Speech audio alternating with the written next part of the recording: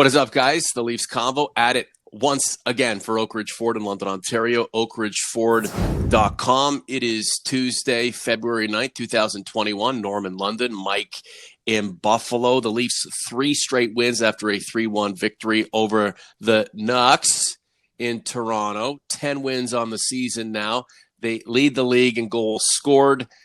Looking pretty good all around, but Mike, I'm sure you'll temper the enthusiasm. Well, good morning, Norm. Well, no. In a sense, yes. In a sense, no. Yesterday was a game that good teams win because they didn't play well. They played terribly in the first 2 periods, and you have to factor in Vancouver had a sense of desperation because they've been playing really bad. And I think they hustled, they tried, they outshot the Leafs 27-7 in the first 2 periods. And it was 1-1. And, when a team is struggling, that, we've seen that with Leaf teams before where they're outshooting the opposition by 3 to 4 to 1, and they're not leading by 3 or 4 goals. And a little burst from a good team will undo that. And that's what happened with Kerfoot and Matthews scoring the winner, and then Kerfoot following up 11 seconds later. That's, they're unbelievably hot. They struggled for most of that game, but they found a way to win, and Frederik Andersen played great. The Leafs Convo for Oak Ridge Ford, oakridgeford.com. F-150s are flying off the shelves. 2021 model, redesigned. Everyone wants one. If you're in the area or not even, you can get at me in community or reach me through social media, and I can help you get one. And if it's not here, we can order one and save you some more money in the process. So Vancouver is struggling. The Leafs had been hot. The game is, a bit of a tit for tat.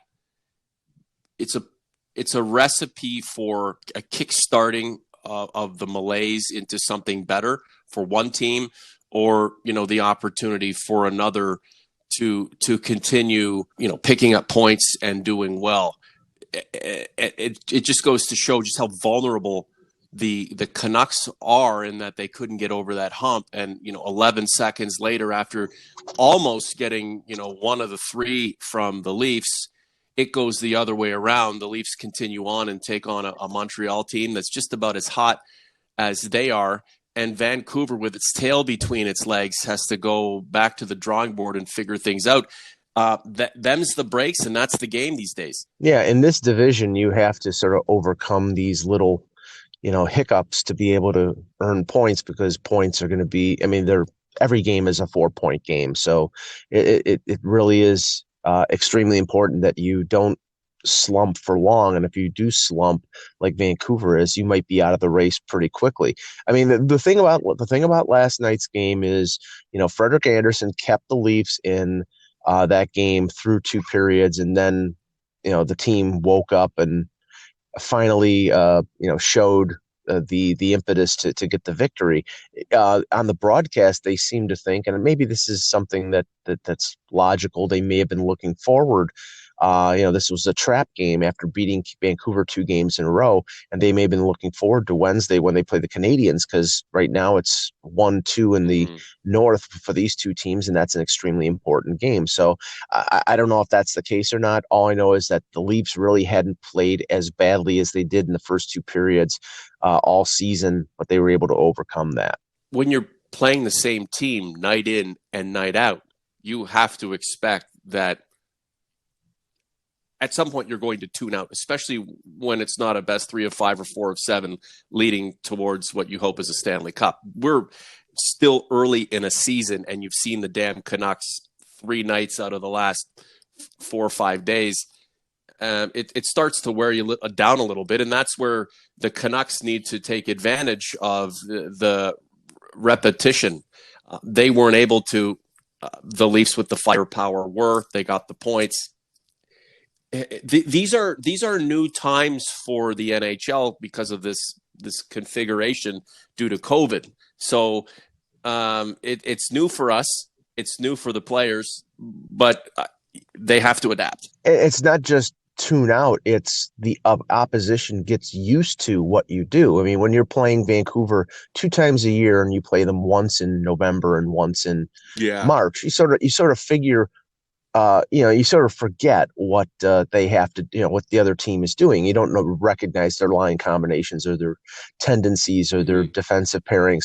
In this instance, you play them 3 games in 5 days. So it's like a playoff series. At a certain point, you get used to them, and the newness of it isn't there anymore. So it makes it tougher to get goals and to win games. And I think maybe that's a good thing in terms of preparation for the playoffs, because that's what's going to happen in a best of 7 series. It's hard to compare teams in the Canadian division with teams in the American division, because down there you're seeing a lot more talent, a lot more teams, whereas in the Canadian division you're playing one of 6 teams on game night, and you can imagine down the stretch teams like the Canucks, if they're out of it, are essentially going to be laydowns.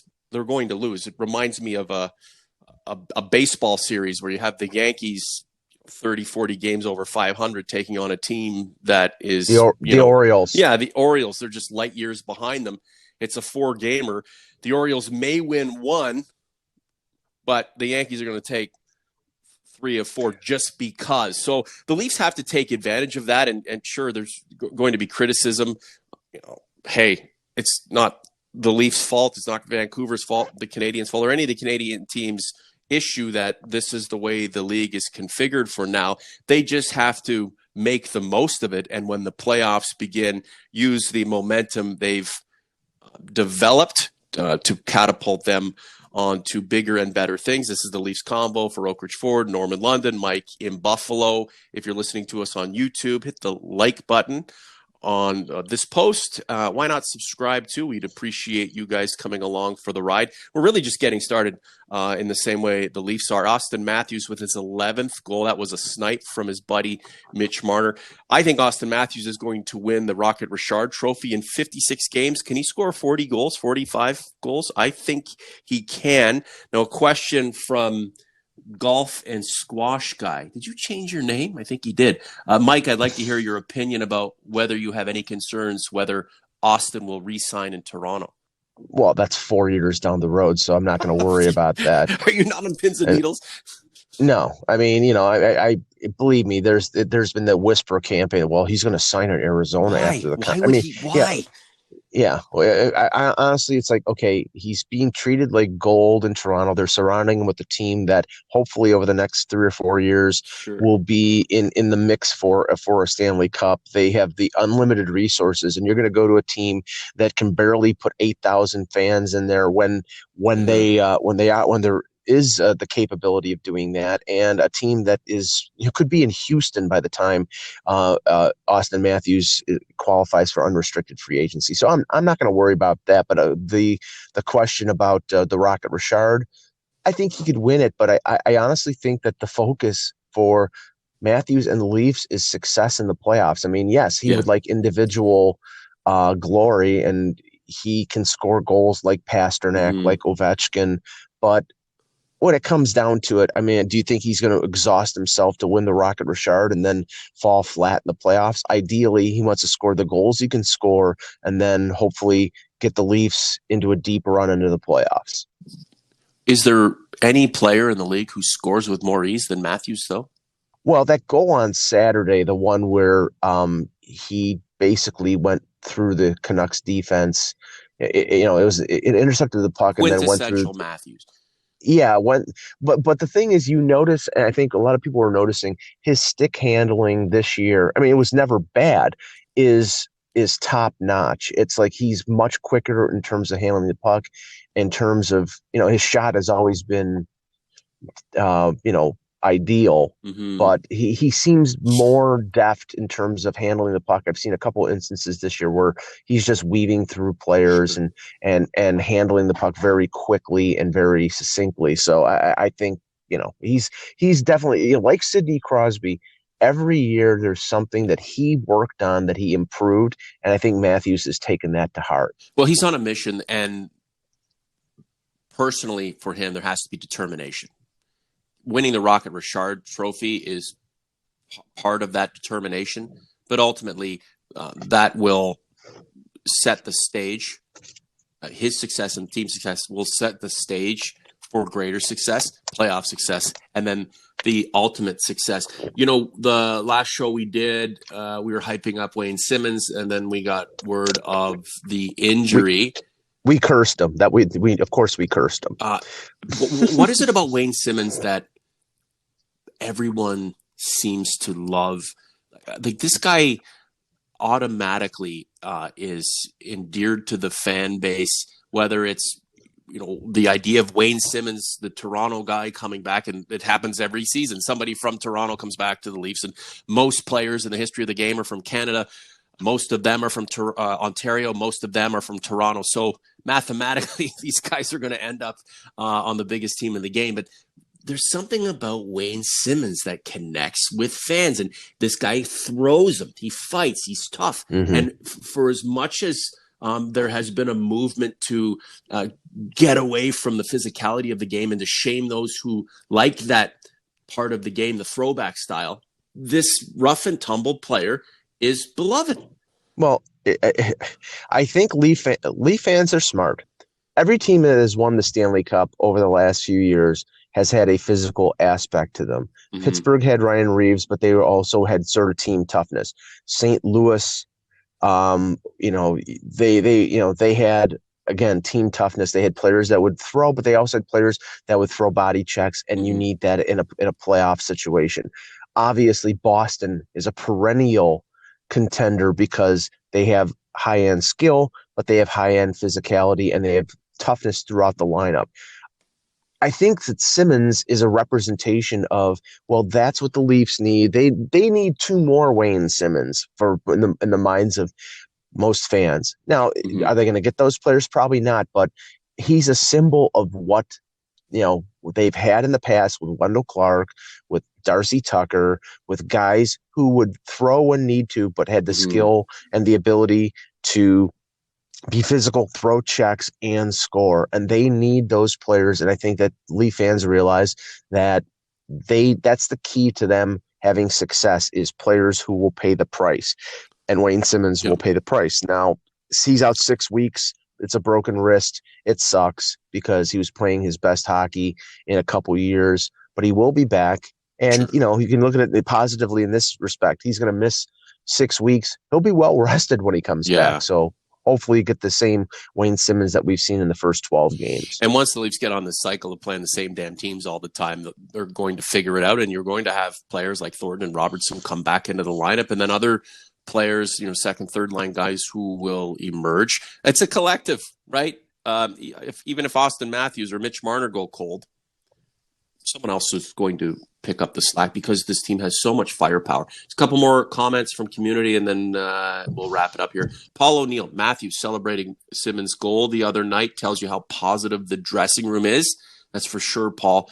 Rowdy Roddy 67, Simmonds' injury has literally gutted my soul, man. You and I both, Roddy, and I'm sure there are thousands of others who feel the same way, but certainly better days are ahead.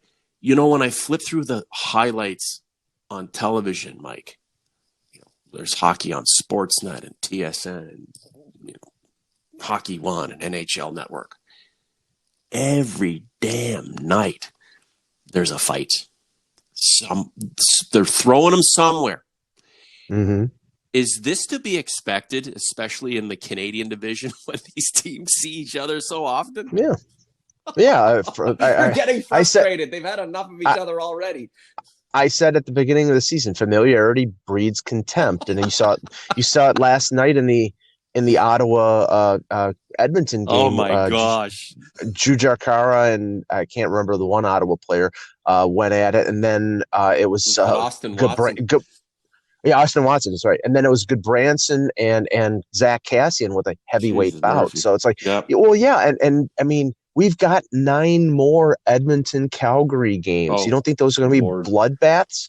Yeah, and now I thought fighting just was one. supposed to be out of the game.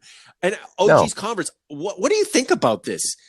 I'm enjoying it because it seems novel to me. We know the game's about skill, we know the game's about speed, but this environment begets frustration, which begets and spawns fisticuffs. Are you upset to see this, or maybe you don't mind it? Let us know in community or below this post. Mike, wrap it up for us. yeah, just a couple things. Scott Sabourin was signed by the Leafs and placed on waivers to be put on the taxi squad. He's a physical player. He will drop the gloves. They won't play him until they need him, but he will be there. And I think in the gap of 6 weeks when Simmonds can't play, that if they're going to play a physical team, that you could see him as the 12th forward. The other thing is you mentioned Thornton and Robertson. They both skated yesterday along with Travis Dermott. It's expected that Thornton and Robertson could be back as early as next week. Dermott may take a little longer, and Jack Campbell has not skated at all. So the next back-to-back for the Leafs is next week against Ottawa. You probably could see the return of Michael Hutchinson in one of those games. Pray for Freddie Anderson. Pray that he develops superhuman abilities and continue to play night in and night out so he's worn thin and the Leafs lose in the first round. All because Michael Hutchinson should, be kept where he is, and that's warming the bench. Yeah, well, I mean, I don't think he's a terrible goaltender. I just think that after what happened last year, Leaf fans have a phobia about seeing Michael Hutchinson in goal and would welcome Jack Campbell with open arms as soon as he's healthy. Hey, I'm the first guy to say all hands on deck, and if Hutch has to get involved temporarily in a small way, in a successful way, then that's great. I don't think Michael Hutchinson's going to be the reason this team doesn't go on to bigger and better things.